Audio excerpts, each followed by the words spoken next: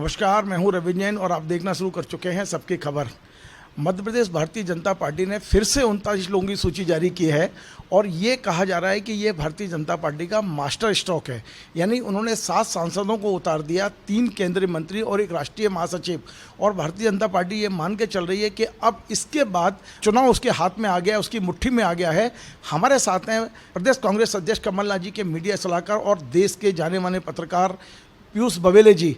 हम उनसे समझने की कोशिश करते हैं कि ये क्या वास्तव में मास्टर स्ट्रोक है और इसके बाद अब क्या कांग्रेस अपनी रणनीति में कोई परिवर्तन करेगी। आपका बहुत बहुत स्वागत है पीयूष जी। पीयूष जी, भारतीय जनता पार्टी ये मान के चल रही है कि उसने जो दूसरी सूची जारी की है 39 उम्मीदवारों की, वो भारतीय जनता पार्टी के लिए मास्टर स्ट्रोक है। कांग्रेस क्या मानती है? पहली बात तो ये कि ये हर बार 39 की सूची ही जारी करते हैं।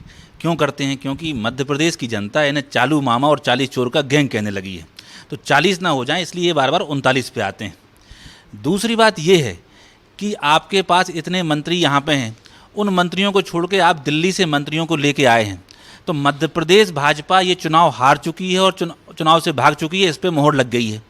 अब दिल्ली वाले फायर फाइटिंग करने आए हैं, लेकिन कमलनाथ जी के सामने तो उनकी किसी की चलनी है नहीं, तो ये हार का उद्घोष है जो ये कल की सूची आई है।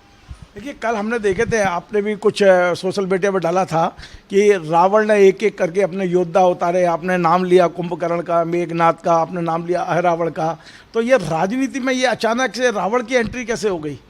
ये हमने नहीं किया, असल में हमारे पास जो जनता भेजती रहती है वही हमने एक पत्रकार साथी के साथ साझा किया। आपसे तो भेजते रहते हैं, तो जन भावनाएं हैं। जनता तो कोई भी चीज़ को अपने धार्मिक भावनाओं से, रामायण से, महाभारत से जो नायक और खलनायक सब बने हैं उसी से हम सोचते हैं। जब भी कोई धर्म का काम करेगा तो हम धर्मराज युधिष्ठिर कहेंगे, और कोई पाप का काम करेंगे तो उसे रावण और दुर्योधन कहेंगे।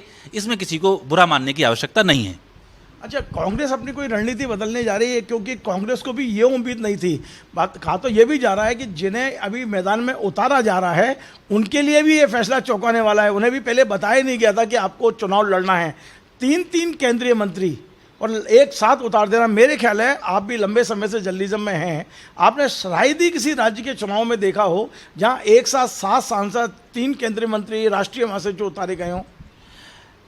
ऐसा बहुत देखने में नहीं आया है, लेकिन मैं जो देख रहा हूँ, जो इन्हें कर्नाटक में किया था, कर्नाटक में इन्हें बिल्कुल ये फील आ गया था कि हमारा संगठन, हमारी सरकार जनता की निगाह से उतर गई है। वही बात इन्हें पूरी तरह से दिमाग में बैठी हुई है कि मध्य प्रदेश में भी वही हो गया है। अब उसके लिए इनने उन लोगों को बुला के लाए हैं जिन्हें मध्य प्रदेश ने पहले ही खारिज कर दिया था। अब नरेंद्र सिंह तोमर जी को अगर टिकट दिया जा रहा है तो मध्य प्रदेश का किसान ये बात देखेगा नहीं कि यही कृषि मंत्री थे जिनके समय में काले कानून किसानों के लिए आए थे और 700 किसानों की मृत्यु हो गई थी। ऐसे व्यक्ति को आप दिल्ली से ला के मध्य प्रदेश के किसानों को परेशान करने के लिए ला रहे हो। और भी जो लोग हैं उन्होंने क्या किया है, तो इनके यहाँ तो ये सिर्फ एडहॉक अरेंजमेंट्स कर रहे हैं और ये कलाबाजी कर रहे हैं कि शायद किसी चीज़ कोई हमारा झटका लटका चल जाए, लेकिन कोई चलने वाला नहीं है, क्योंकि ये विश्वास खो चुके हैं। और एक बात मैं कांग्रेस कार्यकर्ता की हैसियत से भी कह रहा हूँ, वैसे भी कह रहा हूँ, कमलनाथ जी जो बात बार बार कहते हैं कि जनता किस पे विश्वास करती है, सबसे महत्वपूर्ण बात ये है। और आप चाहे बस स्टैंड पे चले जाओ, चाहे रेलवे स्टेशन पे चले जाओ, चाहे चाय की गुमटी पे चले जाओ, चाहे पान की दुकान पे चले जाओ, आप पूछोगे कमलनाथ जी पे भरोसा है कि नहीं है? मध्य प्रदेश की 8.5 करोड़ जनता चिल्ला चिल्ला के कह रही है कि हमें कमलनाथ जी पे भरोसा है। आप पीयूष जी, एक बहुत महत्वपूर्ण सवाल मैं पूछने जा रहा हूँ। पिछले 24 घंटे मध्य प्रदेश की राजनीति के लिए इसलिए अहम हो गए हैं। प्रधानमंत्री जी भोपाल आए और उन्होंने 55 मिनट के भाषण में एक भी मध्य प्रदेश की उपलब्धि का नाम नहीं लिया, एक मध्य प्रदेश के नेता का नाम नहीं लिया।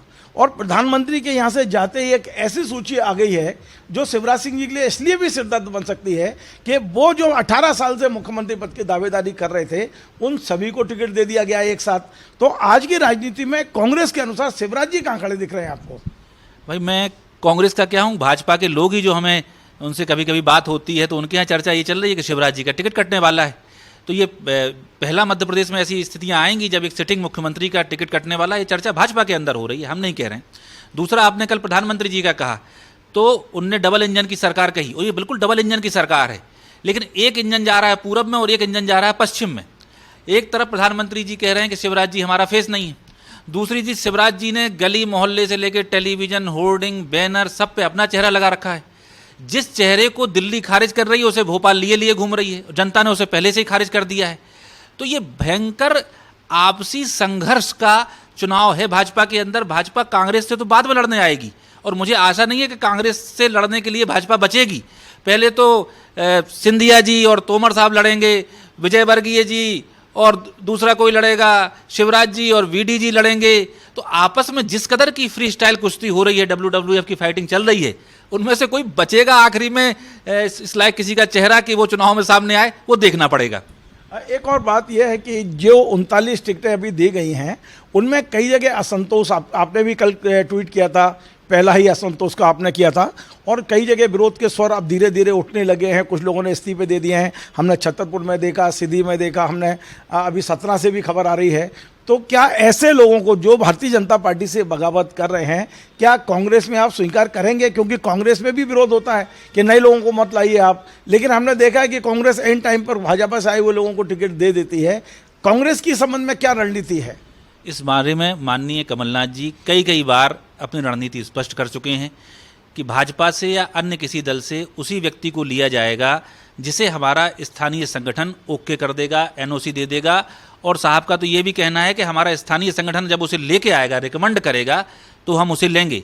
और मैं आपको ये बताना चाहता हूँ कि बहुत से लोग तो स्टेशन पे आ गए हैं भाजपा के, लेकिन अभी कितने लोग आउटर पे साहब ने रोक रखे हैं, उनकी बहुत बड़ी गिनती है। पूर्व सांसद आ चुके हैं, सिटिंग विधायक आ चुके हैं, पूर्व विधायक आ चुके हैं, सिटिंग नगर पालिका चेयरमैन आ चुके हैं, जिला पंचायत सदस्य, जनपद पंचायत सदस्यों की तो कोई गिनती नहीं है जो आ चुके हैं। लेकिन जितने आए हैं इनसे 4 गुना आउटर पे गाड़ियां खड़ी हुई हैं, जिनको अभी चेक किया जा रहा है हमारे संगठन के माध्यम से कि लेना है कि नहीं लेना है। अच्छा, ये और कि जो 7 सांसदों को टिकट दी गई है अभी, और 3 केंद्रीय मंत्री भी हैं, उसके बाद भारतीय जनता पार्टी ये मान रही है कि अब हम इस चुनाव पूरी तरह से हमारी मुट्ठी में है। कांग्रेस को किसी प्रकार की कोई घबराहट, या कांग्रेस अपनी कोई रणनीति में बदलाव कर रही हो इसको लेकर? मैं रणनीति की बात कर रहा हूँ। देखिए, कमलनाथ जी की रणनीति कमलनाथ जी ही जानते हैं, और हम उस पर स्ट्रेट ड्राइव पे खेलते हैं। वो ये छल कपट की राजनीति नहीं करते हैं। वो जो करेंगे डंके की चोट पर करेंगे और आपके सामने वो आ जाएगा। यही साहब ने बोला था कि किसी ने पूछा था कि सूची कब तक आ रही है, तो उन्होंने स्पष्ट कहा था कि सूची तो आ जाएगी, लेकिन हमने इशारे कर दिए। तो कमलनाथ जी का सर्वे है, राहुल गांधी जी का सर्वे है, और सर्वे है, तो सिर्फ जीतने वाले प्रत्याशी को और पार्टी की विचारधारा से प्रतिबद्ध प्रत्याशी को टिकट मिलना है। ये तो बंदर की जैसी कूद लग रही है कि चलो अब विधायकी लड़ लो, अब सांसद ही लड़ लो, अब केंद्र में बन जाओ। इन्हें कुछ समझ में नहीं आ रहा, कुछ जगह नहीं मिल रही है। आरत पुकारत समारत ना काहू कहू भागे, जहां से तहां लोग चले जाते हैं, जो कविता बली में लिखा तुलसीदास जी ने। तो ये लंका दहन जैसा दृश्य हो रहा है कि नाथ तू पर आही, पूत पूत तू पर आही, बाप तू पर आही रे। तो भगदड़ मची हुई है भाजपा में, कमलनाथ जी के नाम से दहशत खा रहे हैं ये लोग। एक और मैं पत्रकार के नाते पूछूंगा, क्योंकि अब वो कार्यकर्ता और कांग्रेस ठीक है अपनी जगह पर, एक आप मध्य प्रदेश के बड़े पत्रकार भी रहे हैं। मैं ये जानना चाह रहा हूं कि अब शिवराज जी जो मतलब कांग्रेस के अंदर एक नाम है कमलनाथ, ये तय हो गया है कि कांग्रेस में यदि बहुमत मिला तो कांग्रेस में कमलनाथ होंगे। लेकिन कल की सूची के बाद अब भारतीय जनता पार्टी के 4-5 और जो दावेदार आ गए हैं, शिवराज जी पहले से हैं, तो ये जो दोनों में एक तरफ कोई चेहरा नहीं है, एक तरफ 5-5, 7-7 दावेदार हैं, और दूसरी ओर एक मात्र नेता है जिसको रणनीति भी बनानी है, दावेदार भी वही है, सारी पार्टी भी उसके पास है। तो एक पत्रकार के नाते आप क्या सोचते हैं? मैं कांग्रेस कार्यकर्ता की बात नहीं कर रहा हूं, मैं पीयूष बबेले पत्रकार से सवाल पूछ रहा हूं, इसका क्या असर होगा मध्य प्रदेश की राजनीति पर? देखिए, अंग्रेजी में एक कहावत है, too many cooks spoil the food. बहुत से खानसामे लगा दो तो खाना खराब हो जाता है। तो भाजपा ये खुद ही दिखा रही है, जब एक आपके पास 18 साल का मुख्यमंत्री है और पिछले बार वो हार चुके थे, उसके बाद भी उन्हें आप वापस लाए, तो आप उन पर क्यों विश्वास नहीं कर पा रहे हैं? और उन लोगों पे आप विश्वास करने का उन्हें विकल्प के तौर पर पेश कर रहे हो जिन्हें आपने वर्षों पहले मध्य प्रदेश से बाहर खदेड़ दिया था। तो ये है कि हमारा जो मेन तोप था, मेन तमंचा था, वो खराब हो गया है। अब हमको जंग लगी पुरानी उन चीज़ों पे भरोसा कर रहे हैं जिनको हम पहले रिजेक्ट कर चुके हैं। तो ये पत्रकार के नाते कहें चाहे पार्टी कार्यकर्ता के नाते कहें, ये एक लैक ऑफ कॉन्फिडेंस है। जब हमें विश्वास नहीं होता है तो हम इस तरह के काम करते हैं, वरना आमने सामने आइए, लड़ाई लड़िए, और जिसमें सामर्थ्य है वो जीत के दिखा दे। क्षमा सहित एक और सवाल मेरे दिमाग में अचानक आया है, और वो है लाडली लक्ष्मी को लेकर। शिवराज सिंह चौहान अकेले ही किला लड़ा रहे हैं लाडली लक्ष्मी को लेकर। ना तो पार्टी कोई प्रचार कर रही है, ना ही प्रधानमंत्री यहाँ आए वो बोले, ना ही यहाँ अमित शाह जी बोले। लाडली लक्ष्मी पर ये पार्टी के बड़े नेताओं की चुप्पी क्यों है? और शिवराज जी लगातार डमरू बजा रहे हैं लाडली लक्ष्मी का कि यही एक योजना है जो उनकी नैया पार लगाएगी। अब देखिए, ये तो योजना लॉन्च होते ही फ्लॉप हो गई थी। जब माननीय कमलनाथ जी नारी सम्मान योजना में 1,500 रुपये की घोषणा पहले से कर चुके हैं और साथ में 500 रुपये में गैस सिलेंडर की घोषणा कर चुके हैं, उससे भयभीत हो गए। इनने कहा कि हम 1,000 देंगे, फिर इनने कहा 1,250 देंगे, अब हम कहते हैं 3,000 देंगे। देंगे पे हैं। आज तक ये उस 1,500 के पास नहीं पहुंच पाए जो कमलनाथ जी ने बोला है। दूसरा, सिलेंडर को लेके 1 झूठ, 2 झूठ, 3 झूठ, 4 झूठ, निरंतर झूठ बोले जा रहे हैं। परसों के ही अखबार में सारे जगह से, टीकमगढ़, छतरपुर, पन्ना, भोपाल, इंदौर, सब जगह से खबर थी कि 1 लाख और 1.5 लाख सिलेंडर के लिए पात्र हैं बहनें, लेकिन 200 और 250 के ही फार्म भरे जा पा रहे हैं। तो जो व्यक्ति वादे करने में भी छलावा कर रहा है, वो वादे निभाने में तो डकैती नहीं करेगा, इसकी क्या गारंटी है? और ये बात सिर्फ हम नहीं समझ रहे हैं, सिर्फ आप नहीं समझ रहे हैं, ये मोदी जी को भी और केंद्रीय नेतृत्व को भी समझ में आ रहा है कि इनके झूठ का बोझ हम लोग क्यों उठाएं। ये अपना झूठ खुद संभालें, उससे दब के जो इनका होना हो हम इनसे। वो सिर्फ अब केंद्रीय नेतृत्व की कोशिश जो भाजपा की लग रही है वो ये है कि इस हार के दाग से हम अपने दामन को कैसे बचा लें, ये कोशिश मुझे दिल्ली भाजपा की दिखाई दे रही है। तो बहुत बहुत धन्यवाद। आप थे पीयूष बबेले जी, वरिष्ठ पत्रकार रहे हैं इंडिया टुडे सहित तमाम सारे संस्थानों में, लेकिन फिलहाल इनकी भूमिका मध्य प्रदेश कांग्रेस अध्यक्ष कमलनाथ जी के मीडिया सलाहकार के रूप में है। ये तमाम सारे ऐसे मुद्दों को उछालते हैं कि निश्चित तौर पे मीडिया से लेकर विपक्ष भी, सत्ता पक्ष भी कई बार बड़ा हैरान रह जाता है। और आज उन्होंने जो बात कही है वो एक एक शब्द सुनने लायक है, क्योंकि जिस तरह के मुद्दे कांग्रेस उठाने वाली है वो कहीं ना कहीं पीयूष बबेले जी ने कई चीज़ें तो एडवांस में भी हमें बता दी हैं।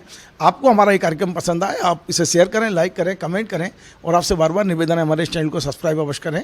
धन्यवाद।